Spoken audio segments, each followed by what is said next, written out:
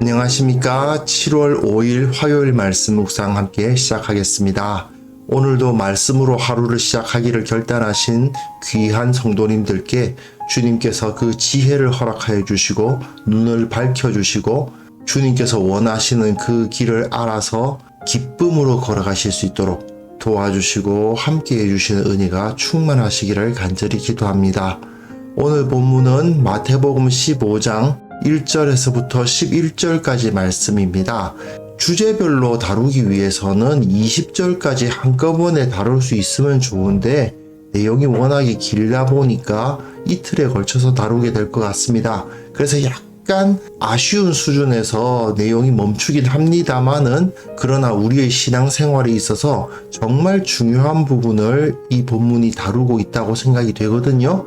우리가 어떤 방식으로 주님을 섬기고 어떤 마음으로 신앙생활을 해 나가야 될지를 생각해 보는 시간이 되었으면 좋겠습니다. 그럼 함께 말씀을 보겠습니다.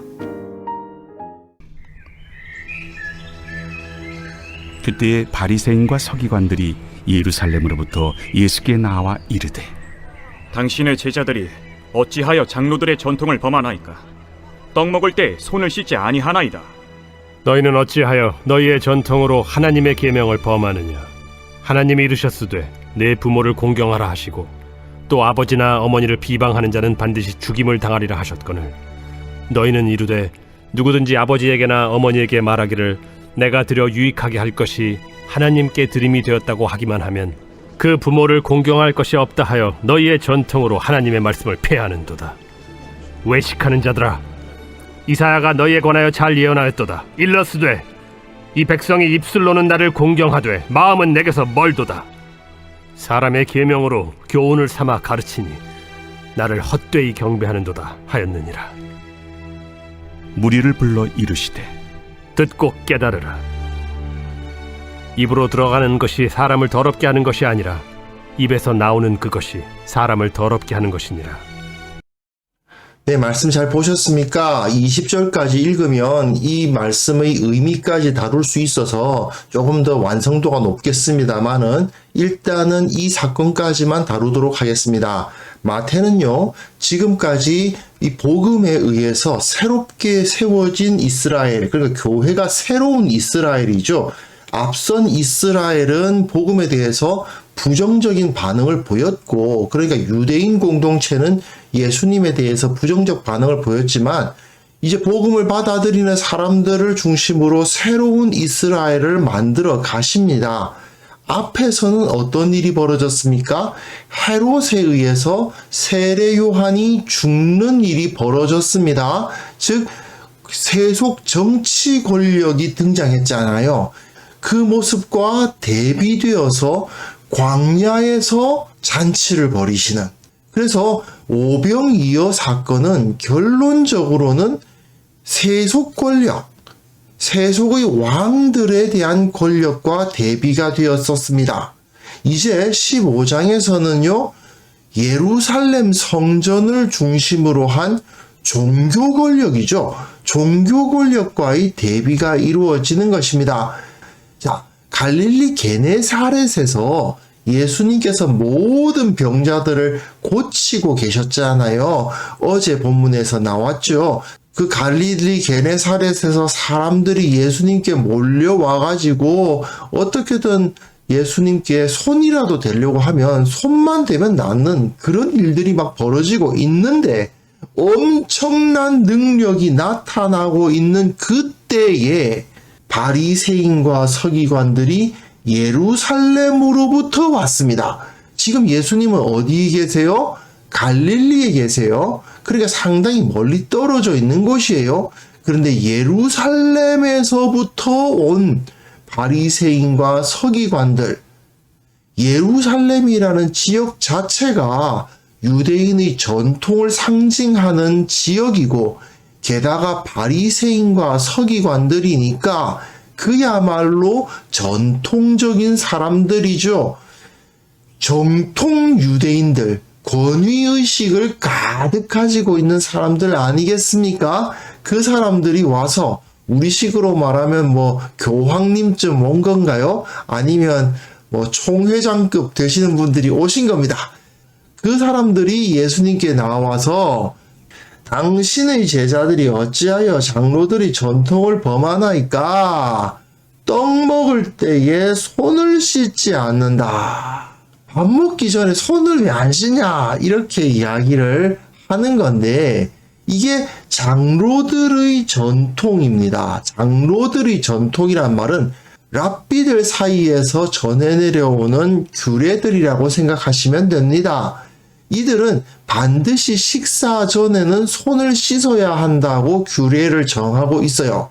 그런데 율법을 아무리 뒤져봐도 식사 전에는 손을 씻어야 한다는 명령은 없습니다.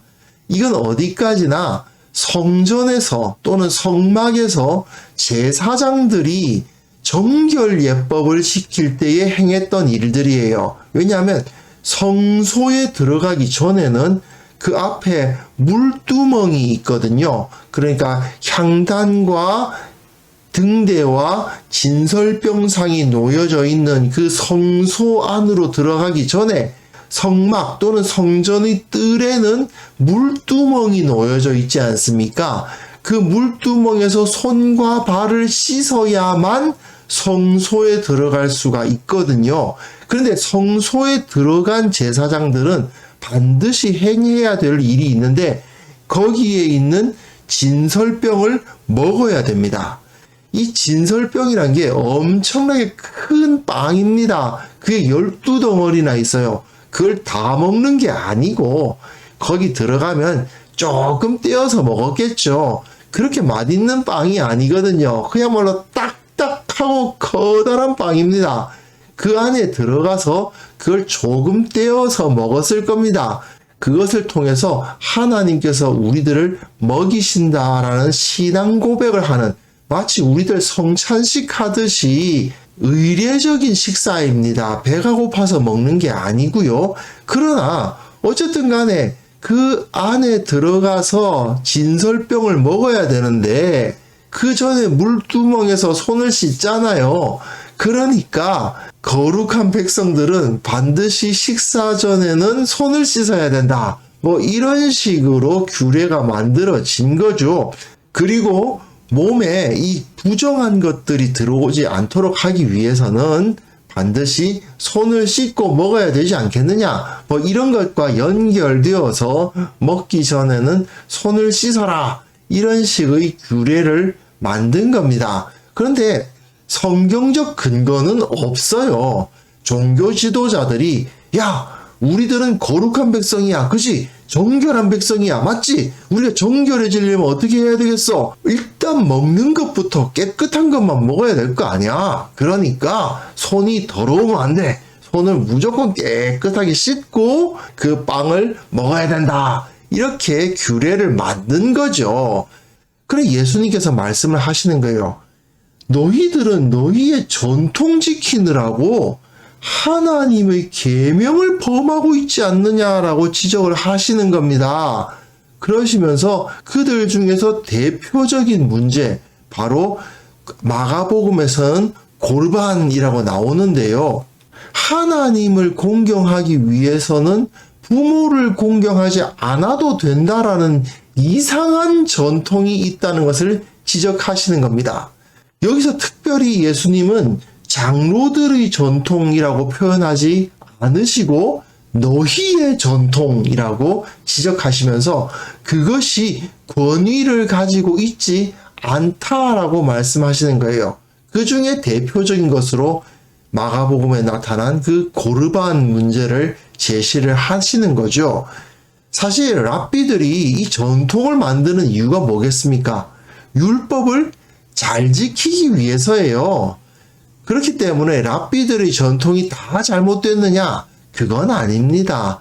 하지만 그 중에서는 전통을 지키려다 보니 오히려 말씀을 어기게 되는 이상한 경우가 존재했던 거죠. 그 중에서 대표적인 게 바로 이것입니다. 제가 하나님을 너무나 사랑해서 내가 가지고 있는 모든 것을 다 주님께 바치기를 원합니다. 그런데 이걸 다 바쳐버리면 아버지, 어머니께 드릴 것이 없어지는데 그러면 어떻게 해야 됩니까? 이런 질문이 들어오는 거죠. 그랬을 때에는 네가 하나님을 섬기기 위해서 너희 모든 것을 다 바쳐서 더 이상 어떻게 쓸 것도 없다고 한다면 너희 부모에게는 줄 것이 없으니 어쩔 수 없지 뭐. 그때는 예외다. 부모를 공경하지 않아도 된다. 부모님에게 생활비를 드리지 않아도 된다라는 식으로 가르쳤던 것입니다. 물론 하나님이 먼저냐 너희 부모가 먼저냐 이런 식으로 질문을 한다면 하나님이 먼저다라는 답을 내리는 것이 맞는 것 같지요. 하지만 말입니다. 이런 식으로 법규를 짜다 보니까 어떤 일이 벌어집니까? 본래 의도를 따라가는 것이 아니죠. 부모님께 생활비를 드리는 것이 아까운 악한 자들이 있었던 거예요. 그 사람들이 내 모든 재산을 다 하나님께 드립니다 하고 바쳐버리는 거예요. 그러고서는 이 성전에 있는 지도자들은 그 하나님께 내 재산을 다 바친 자들이 죽기 전까지는 자기 재산을 누릴 수 있도록 허락해 주는 거예요. 자기 집을 다 하나님께 바쳐버렸어요. 하나님께 내 모든 것을 다 바쳤습니다. 그러고는 나는 그 집에서 그냥 사는 거예요. 죽을 때까지. 그러면서 아버지 어머니께는 드릴 것이 없는 거죠. 하나님께 다 드렸으니까. 이런 식의 이상한 해석과 적용이 이루어졌던 것입니다. 내 재산을 다 성전에 드렸으니 나는 무일푼입니다. 그러니까 나는 세금을 바칠 수도 없고 부모님을 공경할 수도 없습니다. 그러면서도 자기 집에서 사는 거예요. 바친 집에서. 이처럼 부모를 부양하고자 하는 의무를 피하기 위해서 사람들은 자기 모든 재산을 성전에 바친다고 고백하고 성전의 수입을 얻고자 하는 악한 권세자들은 그걸 받아주면서 그들이 살아있는 동안에는 자기 재산을 사용할 수 있도록 이런 서로의 이익이 결탁되는 일이 벌어졌던 것입니다. 사실 율법의 가르침을 그대로 적용한다면 당연히 하나님을 섬기는 것과 부모를 복양하는 것은 충돌될 수 없습니다. 뭐가 더 먼저냐 식의 생각 자체가 무가치한 것일 뿐이에요. 이런 종교적인 사고는 해서는 안 되는 거죠. 부모님을 섬기지 않고 하나님을 섬기는 것은 가능하지 않습니다. 내가 내 재산을 모두 다 하나님께 바쳤기 때문에 나는 부모님을 봉양할 수 없습니다. 이런 자가 나타난다면 제사장은 이렇게 말해야 됩니다. 네 재산 다 바치지 마. 그렇게 말해야 되는 겁니다. 네 재산 바친 거 전부 무효야. 그러고는 그 재산의 일부를 떼어서 부모님을 섬겨라. 이렇게 가르쳐야 맞는 거죠. 예수님께서는 이것을 지적하시면서 외식하는 자들아, 경건한 척 하나님께 나의 모든 것을 드립니다. 이런 식으로 자기 자신을 경건한 척 하지만 사실은 악한 마음이 가득하지 않느냐. 이사야의 말씀을 예수님께서 인용하시면서 이사야 29장 13절입니다. 말로만 하나님을 공경하고 말이죠. 실제로는 사람의 계명으로 교훈을 삼아서 가르치고 있다. 하나님의 계명이 아니라 사람의 계명으로 가르치고 있으니 헛되이 경배하는도다. 너희들이 성전에 와서 제사하는 것이 무슨 의미가 있느냐는 것이죠.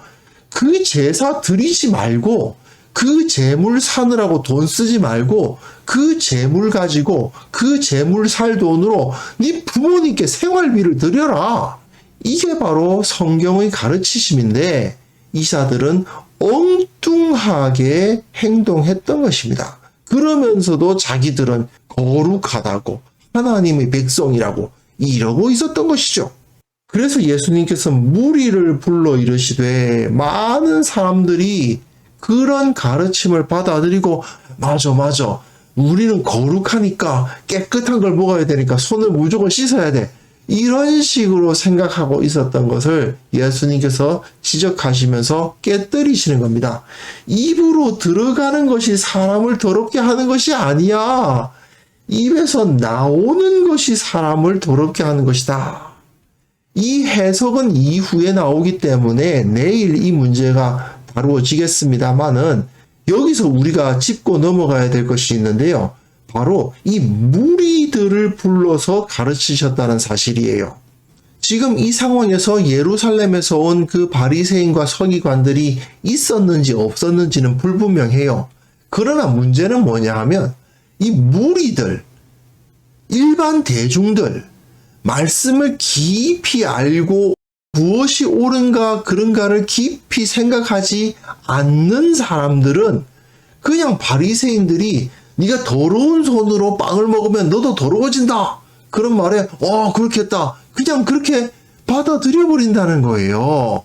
이 사람들은 깊이 그 영적인 의미, 본질을 묵상하지 않고 그냥 가르치는 대로 그냥 믿어버리는 사람들 아닙니까?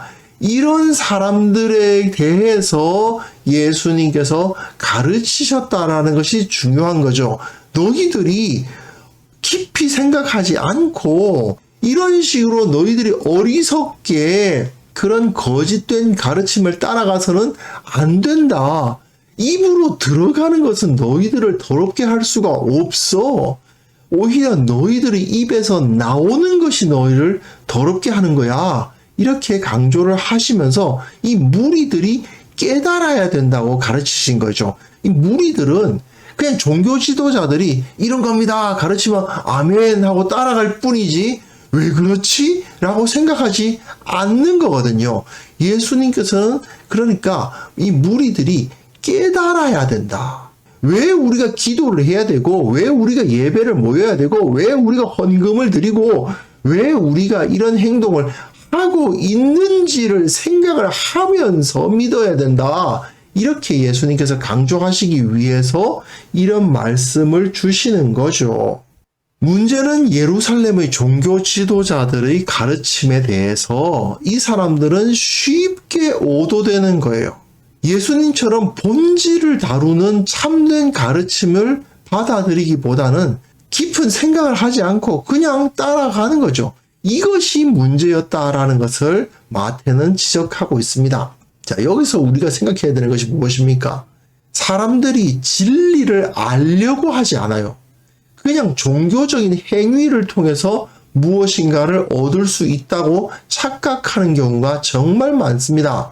불교에서 탑을 몇 번을 돌면 복을 받고 절을 몇 번을 하면 복을 받고 이런 식으로 말입니다. 이런 식으로 하나님을 섬기는 분들이 있는 거예요. 이게 문제거든요. 여러 가지로 이건 해서는 안 돼. 이렇게 해야 돼. 이런 거 많이 만들어 놨는데 왜 그거 하면 안 되는 건지, 왜 그걸 해야만 되는 건지 그건 모르고 그냥 따르는 겁니다. 그렇게 하면 복 받는 줄 알고 그렇게 하면은 내가 거룩해지는 줄 알고 그렇게 해야 구원받는 줄 알고 말이죠. 당시 유대인들은 당연히 먹기 전에는 손을 씻어야 한다고 배웠겠죠. 그냥 그대로 따랐을 겁니다. 왜 손을 씻어야 되는지, 왜 씻지 않은 손으로 음식을 먹으면 안 되는지 그것에 대해서 생각을 안 하는 거예요. 정말 손을 씻지 않고 먹으면 내가 부정해지는 건가? 이런 것에 대해서 고민하지도 않는 거예요. 성경에 그렇게 기록되어 있는가? 생각조차 안 하는 겁니다. 그냥 하라니까 하고 그러면 구원받나 보다. 마치 중세시대에 라틴어로 말씀을 전하고 있는데 무슨 소리인지는 모르겠지만 그 자리에 앉아서 그거 듣고 있으면 구원받는 줄 생각하고 그거나 마찬가지인 거죠. 하지만 예수님께서는 그것이 신앙생활이 아니라고 가르치시고 계신 겁니다. 그건 종교죠. 종교가 아니라 진리가 우리를 자유롭게 하고 진리가 우리를 구원합니다. 그래서 제자들에게 종교적인 행위를 가르치는 사람이 되어서는 안 된다. 진리를 가르치고 진리를 실천하는 자가 되라고 가르치셨던 겁니다. 이건 지금 우리들에게도 그대로 적용되는 원리거든요. 교회 다니시는 분들 중에서도 그냥 종교적인 행위를 반복할 뿐이지 왜 그렇게 행해야 되는지는 모르시고 관심도 없는 분들 정말 많습니다. 말씀을 알고 말씀의 능력으로 사셔야 됩니다. 가르쳐도 아유 그냥 요한복음 3장 16절 외울 수 있으면 되죠. 뭐 주기도문 사도신경처 잘 외워요. 이런 분들이 계신 거예요. 그냥 그거 주문 외우듯이 딸딸딸딸 외우면 구원 얻을 줄 아시는 분들, 그래가지고서는 하나님의 진정한 평안과 안식을 누릴 수가 없지 않습니까? 이 세상을 변화시키기는커녕 내 마음의 안식조차도 얻을 수가 없어요. 종교 행위는 사람을 괴롭게 할 뿐이거든요. 우리는 진리를 깨달아야 됩니다. 그렇지 않고 그냥 교회 왔다 갔다 하고 그냥 주기도문 사도신경 외우는 수준에서 멈춘다면 절에 가서 절하는 거하고 뭐가 다를 것이며 주문 외우는 거나 뭐가 다를 것입니까? 그것이 우리를 구원하는 것이 아니라는 것을 우리는 깨달아야 됩니다. 혹시 우리는 진리를 따르는 것이 아니라 종교적인 행위를 이어가고 있는 것은 아닌지 정말 진지하게 반성해 봐야 됩니다. 그리고 혹시라도 우리 주변에 그런 분들 계시면 정말 뜨거운 마음으로 사랑하는 마음으로 권면해 주셔야 됩니다.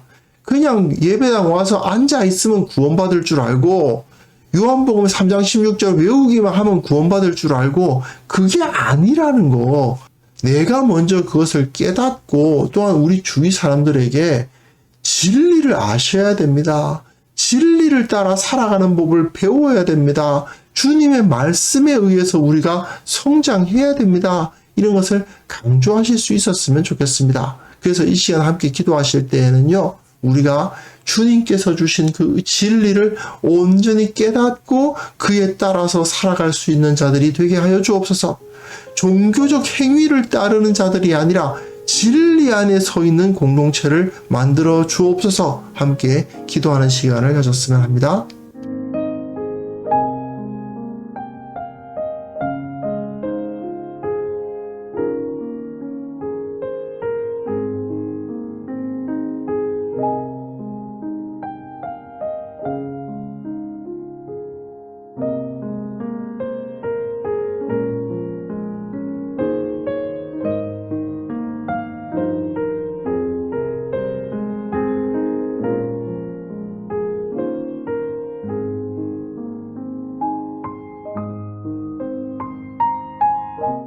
거룩하신 하나님 아버지, 내가 먼저 주님의 진리를 알게 하여 주옵소서. 진리를 따라 살아가는 자가 되게 하여 주옵소서. 말씀을 깨닫는 지혜를 갖게 하여 주옵소서. 주님의 사랑과 은혜를 깨닫게 하여 주옵소서. 결코 종교적 행위에 의해서 좌우되는 자가 되지 않도록 도와주옵소서. 주님, 우리 교회를 주님께서 변화시켜 주시고 더욱더 말씀으로 충만케 하사 진리 위에 선 자들의 공동체가 되게 하여 주옵소서.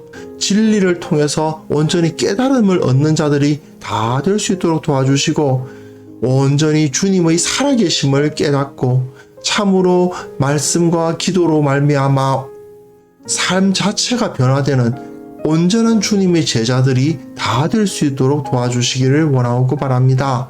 주님, 이 땅의 모든 그리스도인들이 참으로 깨달은 자들이 되게 하여 주시고 말씀을 온전히 아는 자들이 되게 하여 주시고 이 땅의 모든 이들에게 하나님의 권능을 전달해 줄 수 있는 그러한 참된 예수님의 제자들이 다 될 수 있도록 주님 은혜 베풀어 주시기를 원하고 바랍니다. 아버지, 더 이상 이 한국교회가 종교적인 것이 아니라 진리를 아는 사람들의 공동체가 될 수 있도록 주께서 은혜 베풀어 주옵소서. 아버지, 오늘 하루 주님께서 능력으로 우리가 살아갈 수 있도록 은혜 베풀어 주시기를 원하고 바랍니다. 주님, 주님의 동행하심을 체험케 하여 주옵소서. 감사의 기도 제목을 우리의 입술에 넣어 주옵소서. 무엇보다도 주님을 느끼고 살아계신 주님의 존전에서 기쁨을 누리는 자들이 다 될 수 있도록 주님께서 우리에게 복의 복을 더하여 주시기를 간절히 원합니다. 오늘 하루 승리할 것을 확신합니다. 주님께서 우리와 함께 하시오니 우리가 두려워할 것이 없노라고 고백합니다. 주님, 주님께서 우리를 붙들어 주옵소서. 예수님의 이름으로 기도합니다. 아멘.